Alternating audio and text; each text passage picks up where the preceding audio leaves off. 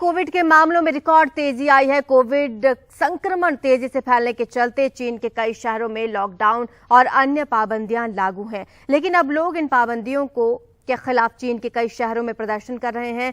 शिजियांग प्रांत के उरुम के शहर में एक इमारत में आग लगने से 10 लोगों की मौत हो गई थी और इसके बाद लोगों का गुस्सा और बढ़ गया।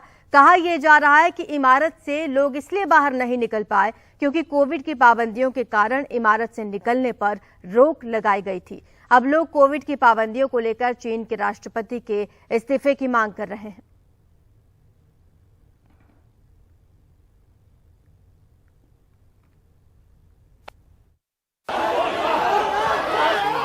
शी जिनपिंग गद्दी छोड़ो, हमें आजादी चाहिए,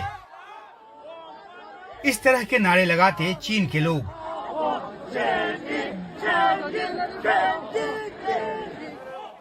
ये शिजियांग प्रांत का उरुमकी शहर है। यहाँ पिछले 3 महीने से सख्त कोविड प्रतिबंध लागू है।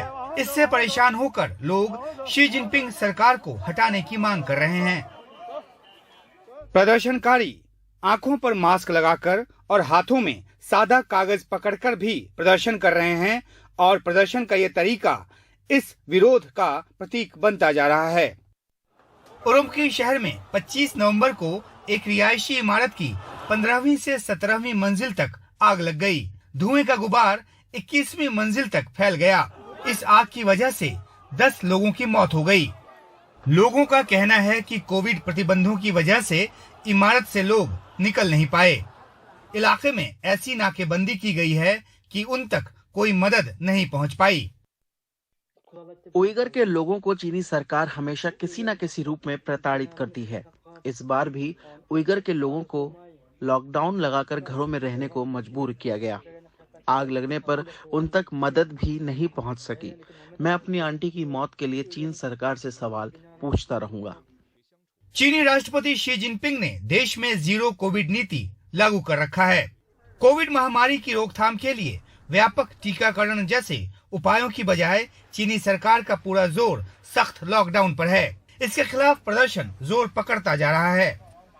पूरे चीन में अलग अलग जगहों पर पुलिस प्रदर्शनकारियों के खिलाफ ताकत का इस्तेमाल कर रही है और उनको गिरफ्तार भी कर रही है। वुहान के इस वीडियो में दिख रहा है कि कैसे पुलिस प्रदर्शनकारियों को बैरिकेडिंग लगाकर रोकने की कोशिश कर रही है। कोविड प्रतिबंधों के खिलाफ प्रदर्शन में बड़े पैमाने पर छात्र भी हिस्सा ले रहे हैं। बेजिंग और नानजिंग यूनिवर्सिटी में प्रदर्शन ने काफी जोर पकड़ लिया है। चीन में एकमात्र राजनीतिक दल कम्युनिस्ट पार्टी है और यहाँ लोकतंत्र की बजाय तानाशाही है। शी जिनपिंग संविधान में बदलाव कर लगातार तीसरी बार राष्ट्रपति बन गए हैं। पार्टी के महाधिवेशन के मौके पर भी उन्होंने जीरो कोविड नीति को सख्ती से जारी रखने की बात की थी। सवाल है कि इसके खिलाफ लोगों के प्रदर्शन को ताकत के बूते दबा दिया जाएगा या फिर ये वाकई में शी के लिए एक सिरदर्द साबित होगा। एजेंसी रिपोर्ट के साथ उमाशंकर सिंह, एनडीटीवी इंडिया।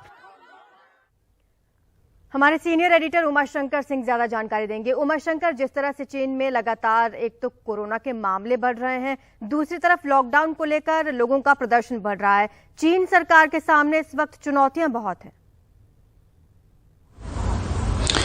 जी बिल्कुल, देखिए कि ऐसे वक्त में जब दुनिया के अलग अलग देशों में कोविड संबंधी जो प्रतिबंध है उसको कम से कम किया जा रहा है। हाल में भारत ने भी विमानों में जो मास्क पहनने की अनिवार्यता थी वो तक खत्म कर दी है। दुनिया के अलग अलग देशों में बहुत कम अब कोविड प्रतिबंध जो हैं वो रह गए हैं। ऐसे में चीन में जो बहुत ही कठोर प्रतिबंध लगाए गए हैं और आज से नहीं कई महीनों से ये चल रहे हैं। ऐसे में लोगों का गुस्सा जो है वहां पर सामने आने लगा है और जैसा कि हमने अपनी रिपोर्ट में दिखाया कि किस तरह से उरुमकी शहर में जब एक इमारत में आग लग गई और लोगों को लगा कि ये इस वजह से 10 लोगों की मौत हुई है क्योंकि वो कोविड प्रतिबंधों की वजह से बाहर नहीं आ पाए और न ही उन तक जो फायर टेंडर की गाड़ियां हैं या दूसरे जो मदद की जो चीजें हैं वो नहीं पहुंच पाई। तो ऐसे में वहां प्रदर्शन का जो सिलसिला है वो शुरू हुआ है और कई शहरों में ये सिलसिला जो है वो चल रहा है। लोगों के लिए एक प्रतीक बन गया है इस विरोध का कि लोग सादा कागज हाथ में थामकर प्रदर्शन कर रहे हैं ताकि वो पुलिस की गिरफ्तारी से बच सकें, क्योंकि उस पर कुछ लिखा नहीं हुआ है और वहां पे कम्युनिस्ट सरकार या शी सरकार के के खिलाफ बोलना जो है वो एक तरह से देशद्रोह माना जाता है, उसमें गिरफ्तारी होती है और पुलिस जो है वो काफी बर्बरता बरतती है। तो जब हजारों की तादाद में लोग नजर आ रहे हैं सड़कों पे, पुलिस से भिड़ते नजर आ रहे हैं, हाथों में मोबाइल लिए लोग जो है वो अपने प्रदर्शन को शूट करते भी नजर आ रहे हैं। हालांकि एक बहुत ही कंट्रोल्ड स्टेट है चाइना और वहां पे कौन सा वीडियो कब बनाया गया उसकी ठीक तरीके से पुष्टि नहीं हो सकती, लेकिन यह सिलसिला 25 नवंबर के बाद से ज्यादा तेज हुआ है, ज्यादा जोर पकड़ा है। तो चुनौती यही है सरकार के सामने कि जीरो कोविड नीति को लेकर वो सख्त तो है, लेकिन अब जब लोगों का गुस्सा सड़कों पर उतर आया है तो कैसे इसको कंट्रोल किया जाए। हमें पता है चीन का इतिहास कि किस तरह से वो प्रदर्शनों को कठोर तरीके से और ताकत के बूते निपटने में माहिर रहा है। 1989 का जो थिएननमेन चौक का जो उदाहरण हम सबके सामने है, अभी जिस तरह से लोग सड़कों पे उतरे हैं उनको ये लगता है कि अगर कोविड नियमों में ढील नहीं दी गई तो उनका जो जीवन है वो बहुत ही मुश्किल है, क्योंकि घरों में लोग तो बंद हैं ही, कई बार रेस्टोरेंट में भी वो एक हफ्ता तक बिताने को बाध्य हो रहे हैं। अगर कोविड लॉकडाउन उस इलाके में लग जाता है तो जिम में एक महिला जो है वो एक हफ्ते तक बंद रही। तो इस तरह के मामले जो लोगों को काफी वहां पे उत्तेजित कर रहे हैं और लोग इस तरह से सड़कों पे है, जो कि एक अद्वितीय दृश्य है चीन के लिए, क्योंकि वहां इस तरह के प्रतिबंधों की पाबंदी है। तो अब देखना है कि किस तरीके से सरकार इससे निपटती है, या लोगों का जो गुस्सा है और ज्यादा बढ़ता है और ज्यादा बड़ी तादाद में वो प्रदर्शन के लिए सड़कों पर उतरते हैं। जी बिल्कुल उमाशंकर, और लोगों के बढ़ते गुस्से और बढ़ते कोरोना मामलों के बीच अब चीन सरकार किस तरह से निपटती है ये देखने वाली बात होगी। शुक्रिया आपका इस तमाम जानकारी के लिए।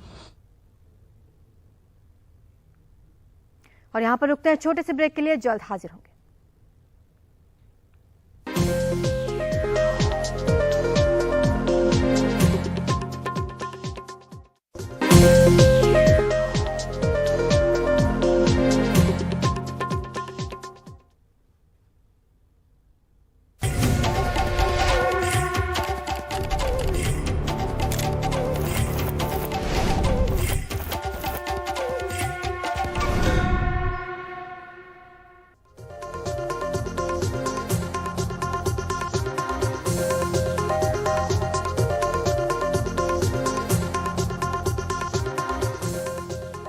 गुजरात में 3 दिन बाद पहले चरण का मतदान होने जा रहा है। इसको लेकर सभी दलों ने अपनी पूरी ताकत झोंक दी है। कल पीएम मोदी, अरविंद केजरीवाल और कांग्रेस अध्यक्ष खड़गे ने अपनी पार्टी के पक्ष में जमकर प्रचार किया। सूरत में पीएम मोदी ने कहा कि गुजरात में डबल इंजन की सरकार राज्य को विकास की नई राह दिखा रही है। पीएम मोदी ने आतंकवाद के मुद्दे पर कांग्रेस को निशाने पर लिया, तो जवाब में कांग्रेस ने कहा कि डबल इंजन सरकार विकास के हर मोर्चे पर नाकाम है। वहीं केजरीवाल ने फिर दोहराया कि इस बार गुजरात में आम आदमी पार्टी की सरकार बनने जा रही है। आज की बात करें तो प्रधानमंत्री आज अंजाल, पालीताना, जामनगर और राजकोट में प्रचार करेंगे। वहीं गृह मंत्री अमित शाह जामनगर और अहमदाबाद में रैलियां करेंगे और 8 जिलों में प्रचार की कमान संभालेंगे, जबकि केजरीवाल सूरत में लगातार दूसरे दिन प्रचार करेंगे और एक रोड शो में भी हिस्सा लेंगे। भाइयों बहनों, જ્યારે ડબલ ઇન્જિન સરકાર નહોતી ત્યારે શું થતું હતું? કેટલા ઉદાહરણો છે। આ આપણા સુરતમાં મેટ્રો, દિલ્હીમાં કોંગ્રેસની સરકાર બેઠી હતી, લટકાવી રાખી। આ સુરતનું એરપોર્ટ, હું મુખ્યમંત્રી હતો, કહીને થાકું। આ સીઆર ને અમારા દર્શનાબેન, અમારા એમપી રોજ ત્યાં ચક્કર મારે, એમને સમજણ જ નહોતી પડતી કે આવડા મોટા શહેરને એરપોર્ટની જરૂર કેમ છે। ભાજપ સરકાર કહેતી, ગુજરાતમાંથી આપણે કહેતા ભાઈ સુરતને મેટ્રો આપો, કેન્દ્રની કોંગ્રેસની સરકાર સાંભળવા તૈયાર નહોતી।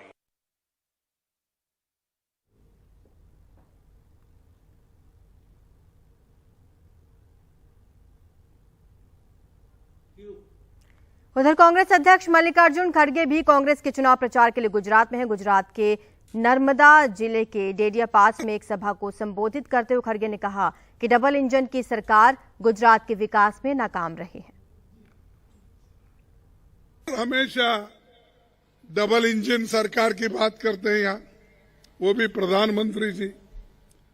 अरे ठीक है भाई, आपका डबल इंजन बहुत दिन से चल रहा है यहाँ, 8 साल तो आप डबल इंजन में हैं, उससे पहले भी आप सरकार में थे। अगर डबल इंजन लगाने के बाद भी अगर एक गाड़ी नहीं चलती है तो उस गाड़ी को निकाल के दूसरे नए इंजन लगाने वाले गाड़ी को लाना चाहिए।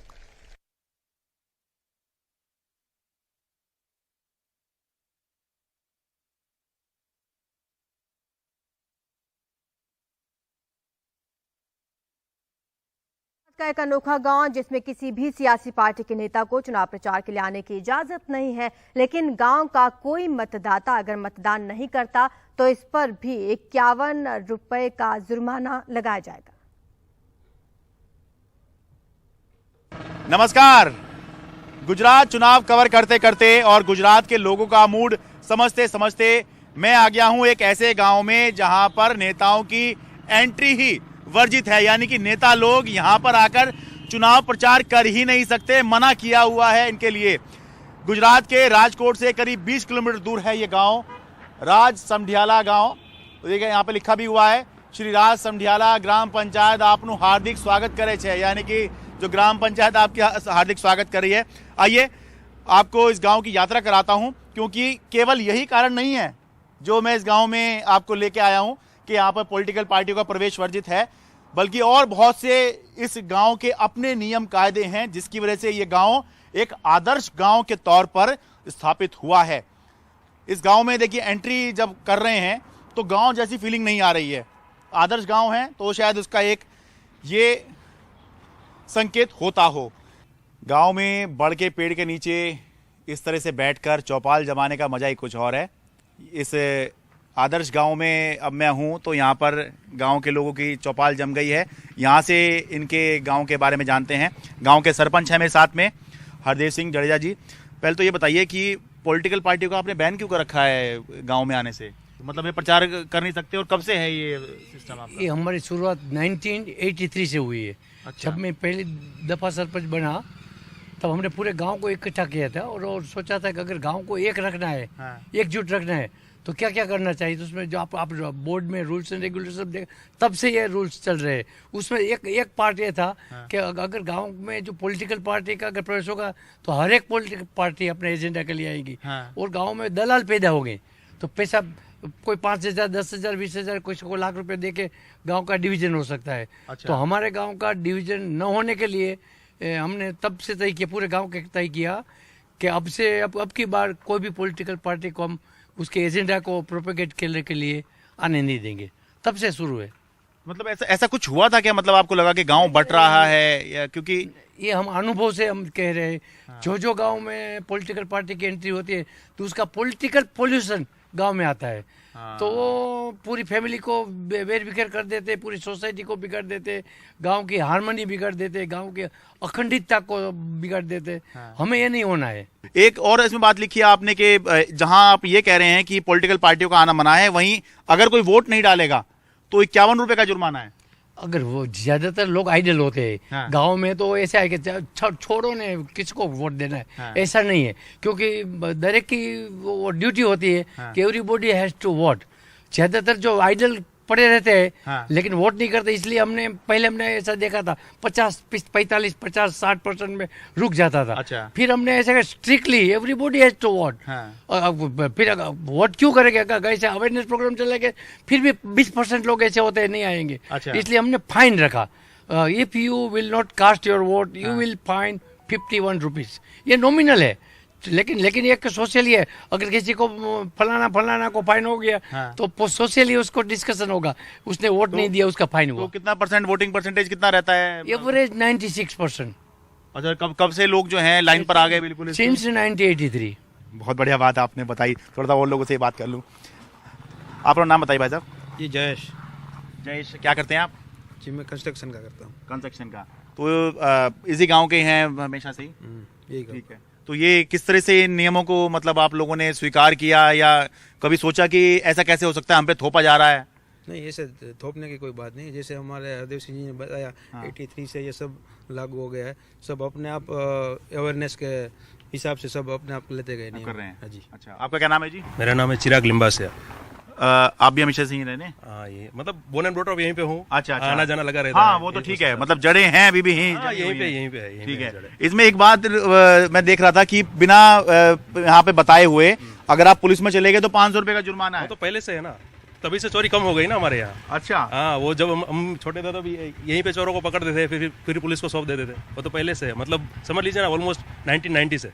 तो आप मतलब गांव के लोगों का भी डायरेक्ट पुलिस के पास जाना मना है, तो पुलिस भी क्या, लेकिन वो चीज होती है ना, अगर आपको क्या बोलते हैं न्याय ना मिले तो आप पुलिस के पास जाओ ना। अच्छा। हाँ, लेकिन यहाँ पे न्याय मिल ही जाता है। और जो यहाँ के वो लोक अदालत लिखा हुआ था वहाँ पर। लोक अदालत है, तो क्या है कि जो सच अच्छा, बात होती है, गांव की अपनी अदालत है वो। हाँ, गांव की अपनी अदालत है, और जो सच बात होती है और फेवर तो हमेशा उसी की होती है। ठीक है ना, तो इसमें कोई ना कास्टिज्म है ना कुछ है। ठीक है, तो जब आपको न्याय मिल जाएगा तो आपको पुलिस के पास जाने की जरूरत ही क्या है फिर। अच्छा, तो ये भी तो चीज है ना, मतलब पुलिस के पास लोग जाते क्यों है? ऐसा लग रहा है ये थोपा नहीं है, आप लोग सबने स्वीकार कर रखा है, और रिस्पेक्ट भी उसी के हिसाब से बनती है ना। थोपने की तो कोई बात ही नहीं। और जो बात है इलेक्शन की, ठीक है, तो इलेक्शन में भी किसी को थोपने की तो बात ही नहीं ना। अंदर जाने के बाद तो सब फ्री है ना। मेन चीज क्या है कि आपको वोट करना है बस। आप जो गांव की जो, और वो भी देखते हैं ना, गांव का जो विकास होता है, आप किसी भी गांव में चले जाओ, ऐसी पक्की सड़कें देखो, ऐसा कुछ है नहीं है। गुजरात विधानसभा चुनाव के साथ ही दिल्ली में एमसीडी की 250 सीटों के लिए चुनाव हो रहे हैं। एमसीडी के लिए 4 दिसंबर को वोट डाले जाने हैं। स्थानीय निकाय चुनाव होने के बावजूद दिल्ली का ये चुनाव किसी विधानसभा चुनाव से कम नहीं है। हर पार्टी ने इन चुनावों के लिए अपनी पूरी ताकत झोंक रखी है। दिल्ली में काबिज आप सरकार बीजेपी से एमसीडी की सत्ता छीनने को बेताब है, लिहाजा आपने अपने सभी सितारों को चुनावी मैदान में प्रचार के लिए उतारा है। हालांकि मुख्यमंत्री केजरीवाल गुजरात में ज्यादा दिख रहे हैं। इधर बीजेपी की ओर से उसके अध्यक्ष, कई राज्यों के मुख्यमंत्री और कई केंद्रीय मंत्री एमसीडी चुनाव में गली गली की खाक छान रहे हैं।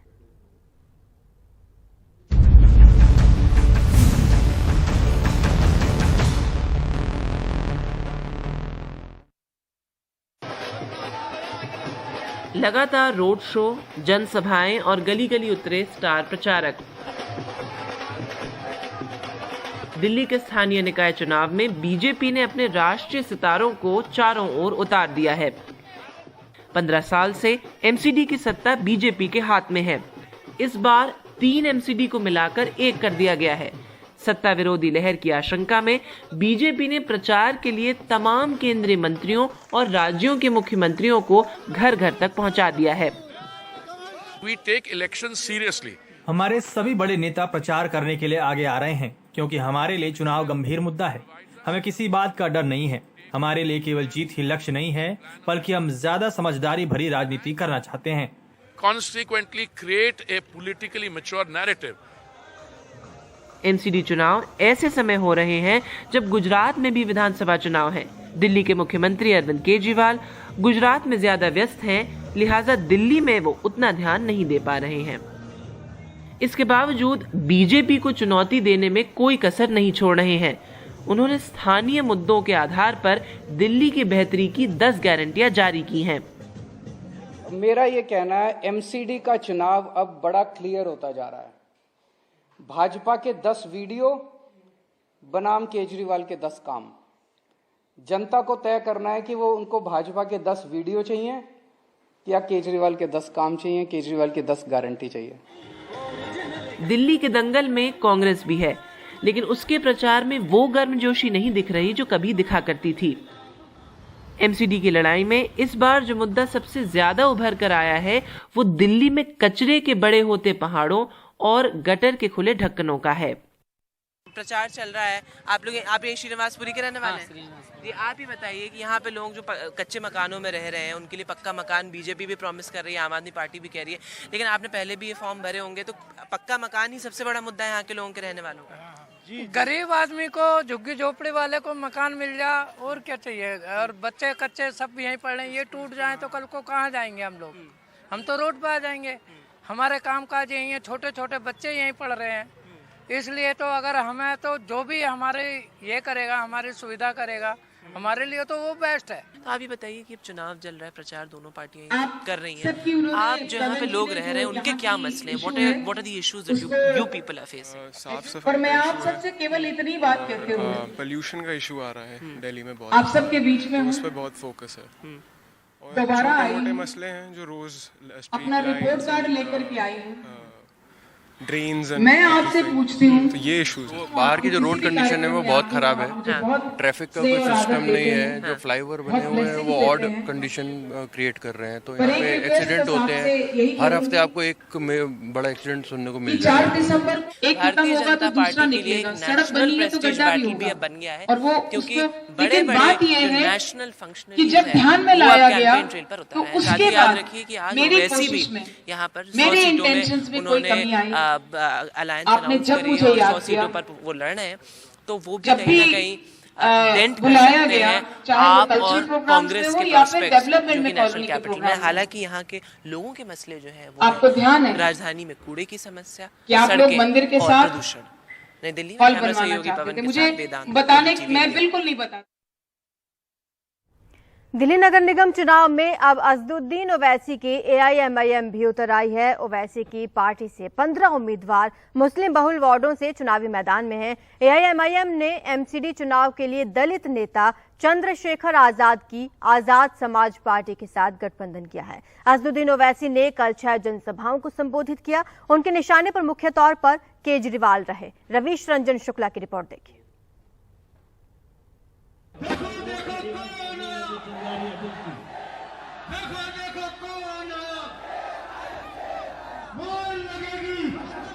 आपने बरसों से कांग्रेस को वोट दिया। जब आप कांग्रेस से बेजार हुए तो आपने दिल्ली के मुख्यमंत्री की पार्टी को वोट दिया। मगर आप खुद फैसला करिए कि आपको क्या हासिल हुआ। आप तमाम दिल्ली नगर निगम के चुनाव में एआईएमआईएम के सुप्रीमो ओवैसी ने रविवार को ताबड़तोड़ 6 जनसभाएं की। तुम कब तक डराओगे बीजेपी से हमको? अगर किसी ने बीजेपी को कभी वोट नहीं दिया तो वो हम हैं, अल्पसंख्यक समाज मुसलमान। अपने 20 मिनट के भाषण में अरविंद केजरीवाल पर तीखे हमले किए। उन्होंने आरोप लगाया कि केजरीवाल और मोदी में गठबंधन है। आपने एग्रीमेंट कर लिया दिल्ली के मुख्यमंत्री ने मोदी के साथ कि बड़े भाई आप लोकसभा जीतिए, मैं असेंबली जीतता हूं। तो बड़े भाई ने कहा छोटे तू यहीं लगा रहे, मैं पूरे देश में लगा रहूंगा। या फिर दिल्ली का सीलमपुर। ओवैसी ने एमसीडी के चुनाव में दिल्ली दंगे की नाकामी से लेकर तबलीगी जमात के नाम पर अफवाह फैलाने तक का ठीकरा अरविंद केजरीवाल पर फोड़ा। 15 सीटों के ऊपर में ओवैसी ने अपने उम्मीदवारों को खड़ा किया है, लेकिन कोशिश ये है कि एक ये छोटा सा जो नमूना है सियासी उसको एक बार ट्राई किया जाए नगर निगम के मार्फत, और फिर जब ये यहाँ पर अगर उनको अच्छा रिस्पांस मिलता है तो उनके भाषण से यही संकेत मिले कि जब भी इस तरीके के चुनाव होंगे, विधानसभा का या लोकसभा का है, तो दिल्ली में वो मजबूती के साथ अब चुनाव लड़ना चाहते हैं।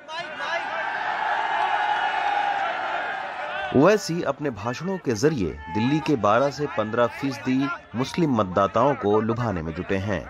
इसका कितना असर पड़ेगा, चुनाव के नतीजे बताएंगे। गरीब और मजलूम आवाम को उनका हक मिले। नई दिल्ली से हरकिशन शर्मा और गौरी प्रसाद के साथ रवीश रंजन शुक्ला, एनडीटीवी इंडिया। दिल्ली के सनसनीखेज श्रद्धा वालकर हत्याकांड के आरोपी आफताब का फिर से लाई डिटेक्टर टेस्ट होना है। आफताब का कल टेस्ट हो चुका है, लेकिन उसके नतीजों के आधार पर कुछ सवाल और बनते हैं जो उससे पूछे जाने हैं। आफताब पर अपनी live in partner Shraddha Walker की हत्या कर उसके शव के 35 टुकड़े कर दिल्ली के जंगल में फेंकने का आरोप है। पुलिस लगातार उससे पूछताछ कर रही है।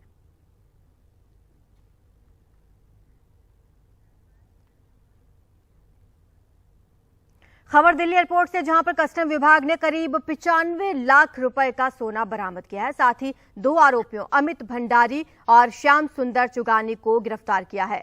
ये दोनों आरोपी 24-25 नवंबर की रात को दुबई से आए थे। जब वो एयरपोर्ट पर ग्रीन पैनल क्रॉस कर रहे थे तो कस्टम अधिकारियों को शक हुआ और बैग का एक्सरे करने पर इसमें से 1849 ग्राम सोना बरामद किया गया है। भारत की उड़न परी कही जाने वाली जानी मानी एथलीट पीटी उषा भारतीय ओलंपिक संघ की अगली अध्यक्ष होंगी। भारतीय ओलंपिक संघ के लिए 10 दिसंबर को चुनाव होना है, लेकिन अध्यक्ष पद के लिए तय समय तक सिर्फ एक ही नामांकन आया है और वो है पीटी उषा का। पीटी उषा एशियाड में 4 गोल्ड मेडल और 7 सिल्वर मेडल जीत चुकी हैं। वो ओलंपिक में सेकंड के 100वें हिस्से के कांस्य पदक चूक गई थी। भारतीय खेलों के इतिहास में वो सबसे कामयाब एथलीट मानी जाती हैं।